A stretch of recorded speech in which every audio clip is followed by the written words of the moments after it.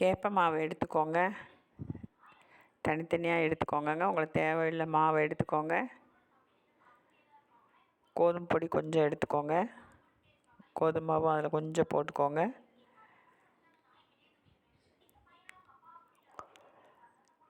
தனியாக கொஞ்சம் மாவு எடுத்துருக்கோம் இல்லைங்க, கேப்பை மாவு ஒரு கிண்ணத்தில், அதில் தண்ணியை ஊற்றிக்கோங்க, கலந்துக்கோங்க.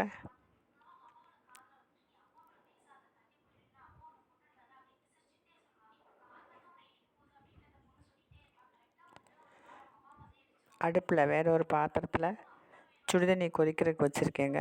சுடுதண்ணி சுடட்டும். இந்த கொதிச்சிருச்சு. அதில் இப்போ கொஞ்சமாக மாவு கலந்தோம்ல, தண்ணி மாற்றி வச்சுக்கோங்க. சுடுதண்ணியை மாற்றி வச்சுக்கோங்க. கொஞ்சம்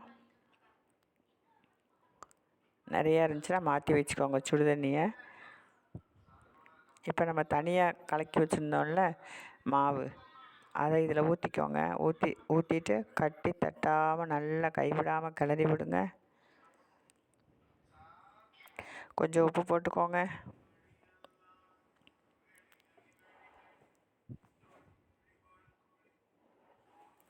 கட்டி தட்டக்கூடாது. கட்டி தட்டாமல் நல்லா கிளறி விடுங்க. கிளறி விட்டேங்க.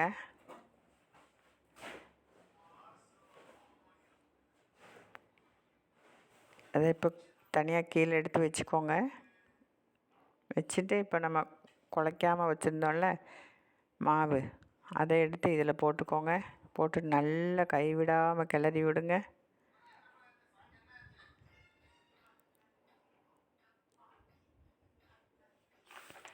நல்லா கிளறி விடணும்.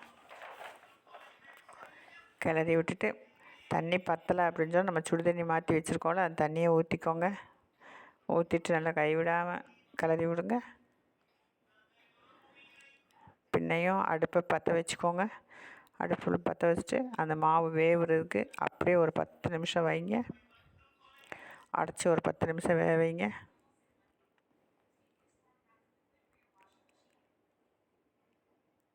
வெந்துருச்சுங்க. இந்த பார்த்துருவோங்க.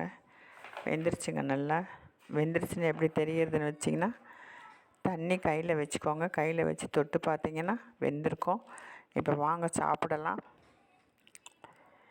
மொச்சப்பயிர் குழம்பு, கத்திரிக்காய் முருங்கைக்காய் போட்ட மொச்சப்பயிர் குழம்புங்க. வாங்க சாப்பிட்லாம். தேங்க்ஸ் ஃபார் வாட்சிங். இந்த வீடியோ பிடிச்சிருந்துச்சுன்னா ஒரு லைக், ஒரு ஷேர், ஒரு கமெண்ட், ஒரு subscribe. Okay, thank you. Thanks for வாட்சிங்.